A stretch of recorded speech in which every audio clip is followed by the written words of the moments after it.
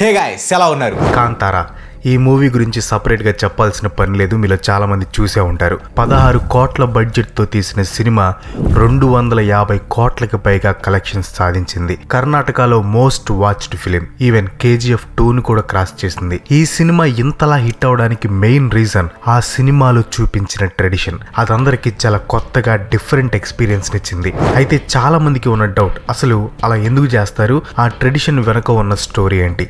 ఈ వీడియోలో కాంతారా మూవీలో చూపించిన బోతకోలా అనే ట్రెడిషన్ గురించి ఫుల్ డీటెయిల్స్ తెలుసుకుందాం. ఈ బోతకోలా అనేది ఒక రిచువల్ డ్యాన్స్ పర్ఫార్మెన్స్. కర్ణాటకలోని తులునాడు అండ్ మేలనాడులో ఎక్కువగా చేస్తూ ఉంటారు. ఇక్కడ ప్రజలు ఎక్కువగా మాట్లాడే భాష తులు లాంగ్వేజ్. జనరల్గా బోత అంటే మన సైడ్ దెయ్యం, భూతం అనే అర్థాలు వస్తూ ఉంటాయి. కానీ తులు లాంగ్వేజ్లో భూతం అండ్ దైవ రెండు సేమ్ మీనింగ్, గాడ్. ఇక్కడ బోతకోలాలో బోత అంటే గాడ్, కోలా అంటే పర్ఫార్మెన్స్. సో బోతకోలా అంటే దేవుని పర్ఫార్మెన్స్ అని ఒక అర్థం వస్తుంది. ఈ ట్రెడిషన్ ఎప్పటి నుంచి ఉంది అనేది ఎవ్వరికి సరిగ్గా తెలియదు, కానీ దాదాపు 500 సంవత్సరాల నుంచి ఉంది అని ఒక అంచనా. అక్కడ ఉండే ప్రజలు అండ్ వాళ్ళ పూర్వీకులు వాళ్ళు పూజించే దేవుళ్ళు వాళ్ళ భూమిని ఎప్పుడు కాపాడుతూ ఉంటారని, వాళ్ళ బాగోగులు చూసుకుంటూ ఉంటారని నమ్ముతూ ఉంటారు. ఈ కోలాస్ టైంలో ఆ వేషం వేసుకున్న వ్యక్తి ఒంట్లోకి దేవుడు ఆవహించి అక్కడ ఉన్న విలేజర్స్ కి బ్లెస్సింగ్స్ ఇవ్వటం, కుటుంబ సమస్యలు తీర్చటం, ఏమైనా గొడవలు ఉంటే సాల్వ్ చేయటం, ఇంకా చాలా విషయాలు చెప్తూ ఉంటారట. ఆ విషయాలు మనిషి చెప్తున్నా అది దైవం పూనిన మనిషి చెప్తున్న మాటలు కాబట్టి వాటిని తప్పకుండా పాటిస్తూ ఉంటారు. ఈ గెటప్స్ అన్ని ఒకే ఫ్యామిలీకి సంబంధించిన వాళ్ళు వేస్తూ ఉంటారు. తరతరాలుగా ఈ ట్రెడిషన్ పాస్ అవుతూ వస్తుంది. మనం కాంతారా మూవీ చూసుకుంటే దాంట్లో 2 దేవుళ్ళని చూపిస్తారు. ఒకటి పంజుర్లి, ఇంకోటి గులిగా. సినిమాలో ఫేస్ ఎల్లో పెయింట్ వేసుకున్న వాళ్ళకి ఆవహించేది పంజుర్లి. సినిమా క్లైమాక్స్ లో రిషబ్ శెట్టి ఫేస్ కి బ్లాక్ పెయింట్ వేసుకుని ఉంటారు. అప్పుడు రిషబ్ శెట్టికి పొసెస్ అయ్యేది గులిగా. అసలు ఈ పంజుర్లి అండ్ గులిగా ఎవరు? పంజుర్లి అంటే అడవి పంది యొక్క డివైన్ స్పిరిట్. పూర్వకాలం తులునాడులో అడవి పందులు పంట పొలాలని నాశనం చేసేవి. అందుకని వాళ్ళు అడవి పందుల ఆత్మలకి ప్రేయర్స్ చేసేవాళ్ళు. తులు వారల్ లిటరేచర్ ప్రకారం పార్వతీదేవి దగ్గర ఒక అడవి పంది ఉండేది. అదంటే పార్వతీదేవికి చాలా ఇష్టం. కానీ ఈ అడవి పంది కొంచెం తొంటరదనమాట. కైలాసంలో ఉన్న గార్డెన్ మొత్తం నాశనం చేస్తుంది. దీంతో శివుడికి బాగా కోపం వచ్చి దాన్ని చంపేస్తాడు.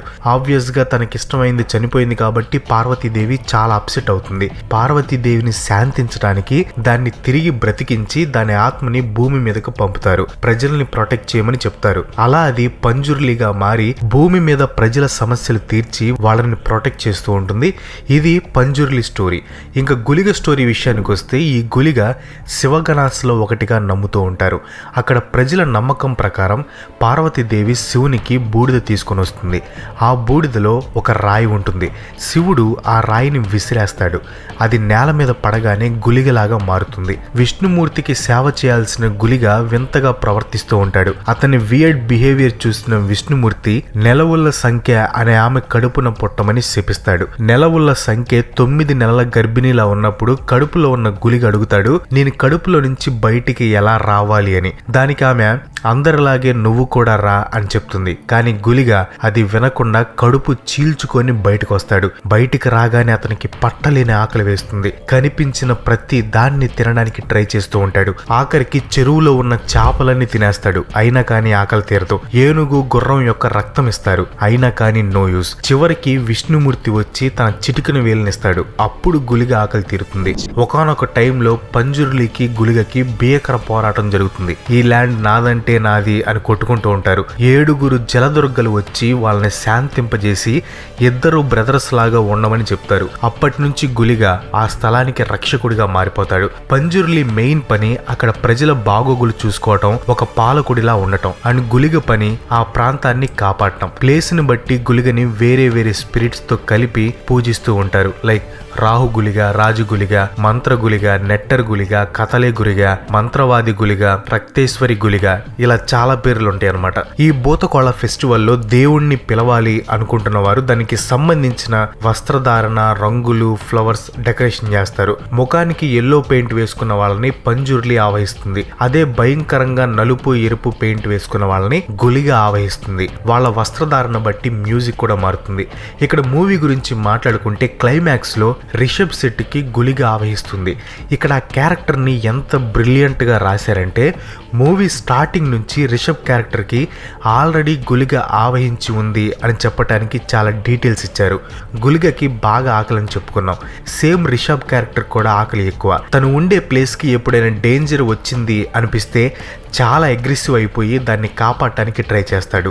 అక్కడ జనాల ప్రొటెక్షన్కి ఏమైనా ప్రాబ్లం వచ్చినా కూడా అతనికి బాగా కోపం వచ్చేస్తుంది. అండ్ ఇంకోటి, హీరో క్యారెక్టర్ ఎక్కువ ట్రీ హౌస్ మీద ఉండటానికి ఇష్టపడతాడు, నేలకి ఆకాశానికి మధ్యలో.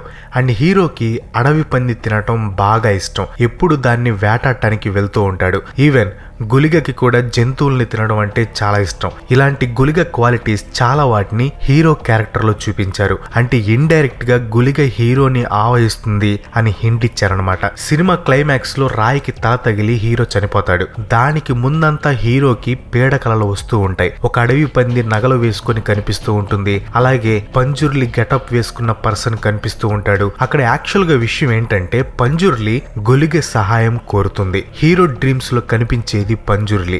గ్రామస్తుల తరపున సహాయం చేయమని గుళిగని కోరుతుంది పంజుర్లి. అందుకే క్లైమాక్స్ లో హీరో చనిపోయిన తర్వాత గుళిగ బయటికి వచ్చి వాళ్ళందరినీ చంపేసి ఆ ప్లేస్ ని కాపాడుతుంది. ఇక్కడ హీరో చనిపోయాడు అని అంత ఖచ్చితంగా ఎలా చెప్తావు అని మీరు అడగొచ్చు. ఈ ఫైట్ సీన్ అంతా అయిపోయిన తర్వాత హీరో కొన్ని డాన్స్ మూవ్స్ చేస్తాడు. విలేజ్ వాళ్ళ చేతుల్ని పోలీస్ ఆఫీసర్ చేతిలో పెట్టి వాళ్ళని చూసుకోమన్నట్లు, అలాగే పోలీస్ ఆఫీసర్ ని విలేజర్స్ చూసుకోండి అన్నట్లు కొన్ని మూమెంట్స్ చేస్తారనమాట.